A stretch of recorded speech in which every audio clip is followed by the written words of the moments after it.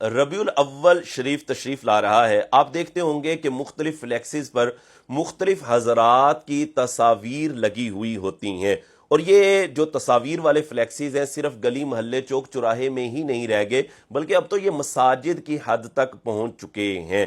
اب جاننے کی ضرورت ہے کہ آیا ان تصاویر والے فلیکسز کا کیا حکم ہوگا، اور کون سی تصویر ہے کہ جس کا بنانا بنوانا جائز ہے، اور کون سی تصویر ہے کہ جس کا بنانا اور بنوانا یہ ناجائز اور حرام ہے.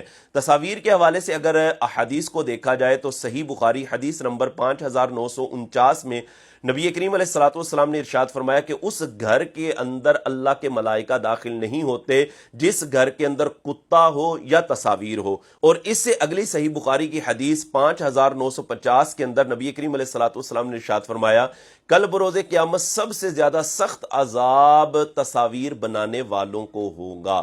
تو جاننے کی ضرورت ہے کہ کون سی تصویر ہے کہ جس کا بنانا بنوانا جائز اور کس کا بنانا بنوانا ناجائز ہے. تصویر کے حوالے سے اگر دیکھا جائے تصویر یا تو جاندار کی ہوگی یا غیر جاندار کی. غیر جاندار کی تصاویر جیسے پھولوں کی ہے، درختوں کی ہے، پہاڑوں کی ہے، ان تصاویر کا بنانا بنوانا اور اسی طرح گھر میں لگانا یہ جائز ہے. بالاتفاق سب علماء کہتے ہیں یہ جائز ہے. پہلی جو صورت ہے کہ جاندار کی تصویر. جاندار کی تصویر کو اگر دیکھا جائے کہ وہ چہرے کے ساتھ ہوگی یا بغیر چہرے کے. بغیر چہرے سے مراد یہ ہے کہ چہرے کی تصویر نہیں ہے، نیچے والے دھڑ کی تصویر ہے، تو اس کا بنانا بنوانا بھی بالاتفاق جائز ہے. اس میں پہلی جو صورت ہے چہرے کے ساتھ تصویر. اب دیکھیں نبی کریم علیہ الصلوۃ والسلام کے زمانہ اقدس کے اندر جو تصاویر تھیں وہ دو طرح کی ہوتی تھی. ایک ہوتی تھی پرنٹ تصویر اور دوسری ہوتی تھی بت یا پتلے کی صورت میں تصویر. لیکن ہمارے دور کے اندر ایک تیسری قسم بھی آ گئی ہے، اور وہ تیسری قسم ہے ڈیجیٹل تصویر. ڈیجیٹل تصویر سے مراد یہ ہے کہ آپ کے موبائل میں تصویر ہے یا کیمرے میں تصویر ہے یا کمپیوٹر میں تصویر ہے. اس بارے میں 99% علماء اس بات کے قائل ہیں کہ اس کا بنانا اور اس کا بنوانا یہ جائز ہوتا ہے.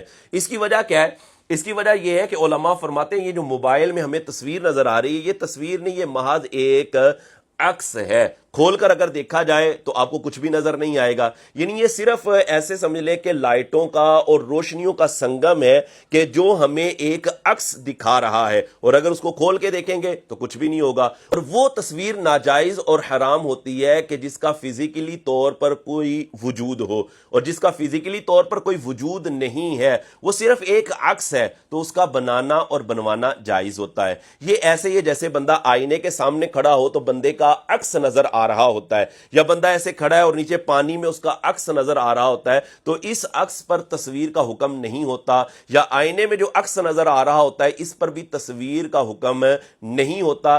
تصویر وہ ہوتی ہے کہ جس کا فزیکلی طور پر کوئی وجود ہو. اب اس میں جو پہلی قسم ہے یعنی ڈیجیٹل تصویر کے حوالے سے تو میں نے آپ کے سامنے بیان کر دیا کہ اس کا بنانا بنوانا یہ جائز ہے.